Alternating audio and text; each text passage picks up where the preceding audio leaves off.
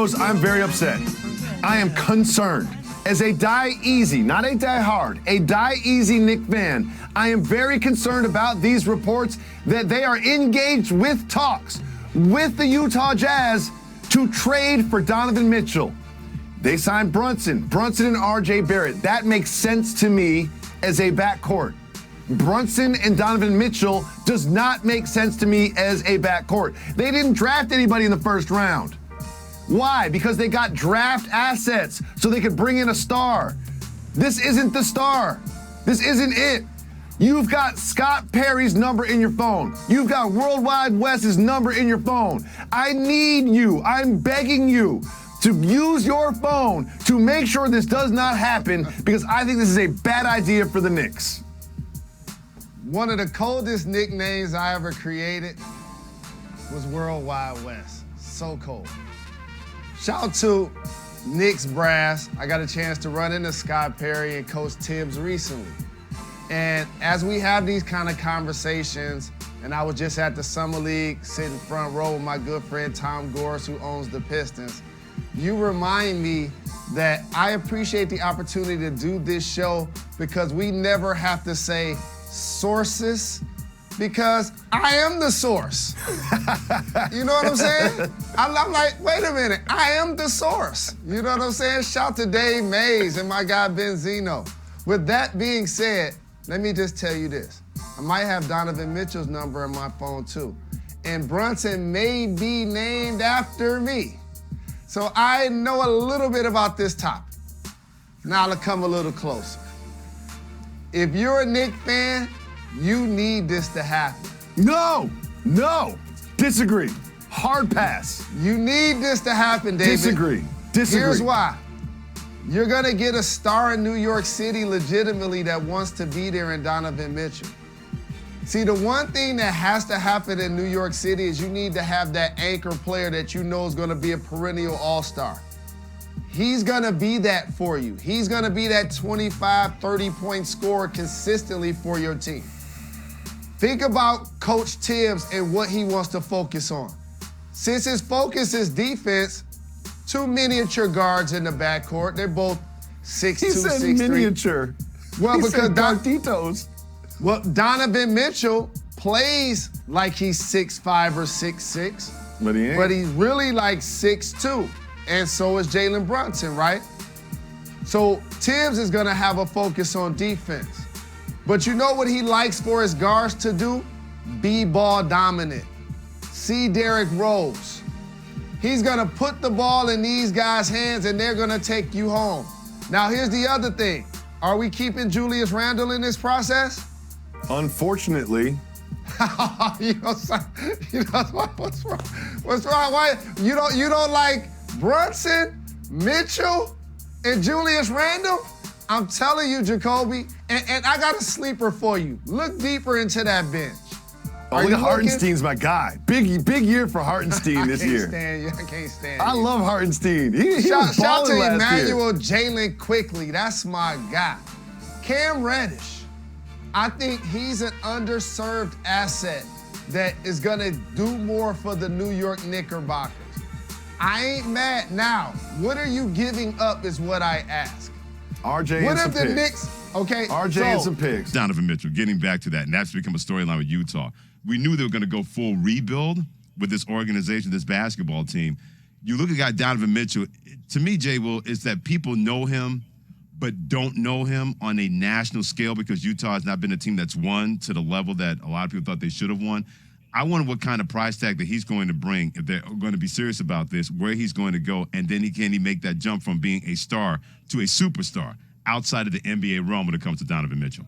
Well, I think he can. I'm a huge fan of Donovan. I've watched him play since he was at Louisville, and he wasn't a shooter. Mm-hmm. He was a slasher. He was. And he wasn't the primary option on their team. So, you know, his father, Donovan Mitchell Sr., is director of personnel for the New York Mets. So he spends a lot of time in this area, kind of grew up in the Greenwich, Connecticut area, very familiar with the Knicks, one of his home favorite teams. But I think he is on the verge of superstardom, and he has that type of talent. I mean, the guy's numbers, just look up the numbers itself. I mean, those are superstar-like numbers in this league. A lot of it has been fit. A lot of it has not worked out. You've seen his head coach, Quinn Snyder, decide to not renew his contract to go a different place. They are in rebuild mode. So if you got, those, 4 first-round picks, 5 players for Rudy Gobert, you're going to at least need something comparable. But you understand that Danny Ainge and company, for him, he hasn't demanded a trade. He's not that type of individual. But they're going to need something comparable like that because they are going into rebuild mode, and they need draft picks. They need selections. So if the right package comes across the table, you can best believe Danny Ainge, those guys are going to look at it and take it seriously. Yeah, and as they should, though. And I think for him, why waste your talent in Utah in the end? And I'm not slighting the Utah Jazz. Maybe they will be NBA champions at some point in time in the near future or in the distant future. But as of right now, they're not a basketball team. They moved on from Rudy Gobert. Now Donovan Mitchell essentially is available if you have the right package. And for him, at some point, the realization will set in that it's probably good for him to move. And he will approach the front office and say, you know what, it's probably time for me to move on. Let's figure something out. We still got a long ways to go. We still got several months to the season start. So the right team come along with the right package. But when you start talking about trading guys that could potentially become superstars, it requires a lot. Do you want to deplete your roster to be able to do that, or your draft picks of the future to be able to do that? And that's what it's going to take. Danny Ainge understands about rebuilding. It's a different kind of rebuild, the Utah Jazz, unlike what he did with the Boston Celtics, and we saw how that was able to bear fruit without him, with that team getting the NBA Finals this past season. But even he said, look, we can't just be in the middle, especially in a loaded Western Conference that keeps getting better and better and better. And, oh, by the way, that Golden State Warriors team back on the top of that heat, Jay Will, that's something that Danny Ainge had to look and say, we got to think about the future because Golden State's going to get older sooner than us trying to contend for a championship in Utah, staying the course at the way that we're trying to do. So D-Mitch works out with a guy named Chris Brickley, who has a company here in New York called Black Ops that he does with Carmelo Anthony, which, all the big-time players come to New York and work out. You've seen pictures of LeBron James. There was a picture down of Chris and Donovan and Jimmy Butler down in Miami celebrating Chris Brickley's birthday down that way. So people started circulating around rumors on that.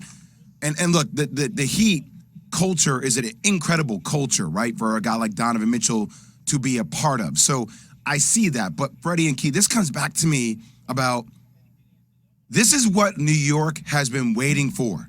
True. This is what the Knicks have been waiting for. So when you see them acquire all these draft picks, when you see them make the move for Jalen Brunson at $110 million, the perfect backcourt mate for him is a guy like Donovan Mitchell. That is the culture of your team. Right. You have the draft picks. I'm not saying you have all on the court assets to get it done, but you have the capital to be aggressive in a deal nature like this. This is one where you're looking at Leon Rose and you're saying, you got to get this one, Leon. You got to get this one right. He's also a CAA client.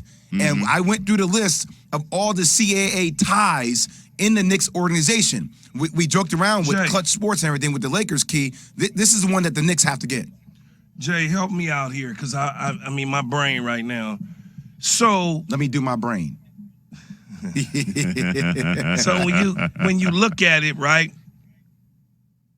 in the NBA over the last decade or so, what guard has been traded outside of Drew Holiday? What guard has been traded to go on and win an NBA title? Because all the ones that everybody I keep thinking of are 3, 4, 5 type guys that have been traded and gone on to win championships. Most notably, obviously, Anthony Davis. But is there a guard? Because I can't find one outside of Drew Holiday. I mean, CP3 got close to winning the title. No, I said win. I know. I was going through the list of them. With the Clippers, right? Well, because, he came from OKC and then going, obviously, to Phoenix.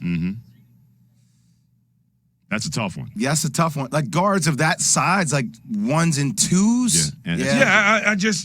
Because I also look at that. And I know we got a break here, but I also look at that. I'm like, as I'm sitting here and assessing the situation, I'm like, because if you move him to Miami, Yeah, but What is Miami that? has scoring droughts sometimes, and he would fix that for them, depending Especially upon what you had to give up. Especially in the backcourt. But you're giving up Tyler Hero, so that takes away your depth. Because there's no way I'm giving up Donovan Mitchell without getting Tyler Hero and a ton of assets back. Either way, all of a sudden Donovan Mitchell has become a buzz name, not named Kevin Durant and Kyrie Irving when it comes to the offseason in the NBA. Does make things interesting for your Lakers, though, Key. Yes, it does. Don't worry about my Lakers. You keep them out your mouth. Don't worry. Yeah. Okay. Oh, wow. Here we go. Let's not do that. The last time we heard something like that, all hell broke loose. Between the Utah Jazz and the Brooklyn Nets. It's a very strange trade. Very strange trade. They traded Royce O'Neal to Brooklyn for a future first-round draft pick. Why would the Jazz do that? Why would they do that? Why did Quinn Snyder walk away from that job? Why? Open up space to try to land Kevin? No. What's going on in Utah? Why would the Jazz do that? Why would they do that? It's a very strange trade. Very strange trade. Welcome to NBA Today. I'm Malika Andrews. That was Brian Windhorst. It was July 1st. It was 10:21 in the morning Eastern. I think I was maybe doing my workout right around that time. And what was going on in Utah?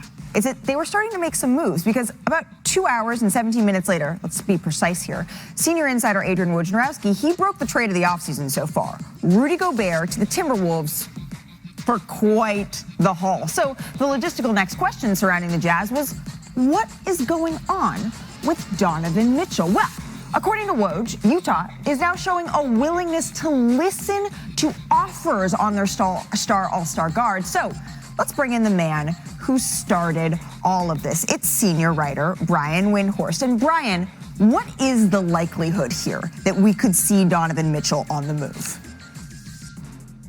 Yeah, I think it's a strong likelihood, Malika. I think what you've got here is a grade A rebuild in Utah, and they kind of showed their hand when they made that Royce O'Neal trade. That was the beginning of this rebuild. And, certainly they're going to take a position that they don't have to trade Donovan Mitchell, and they don't. They have multiple years left on the contract. He hasn't asked to be traded, at least not yet. But this is a half measure unless they do a Donovan Mitchell trade. And I'm going to judge the Jazz by their actions, not their words. And they have already traded 2 starters this offseason, both of them for draft pick centered trades.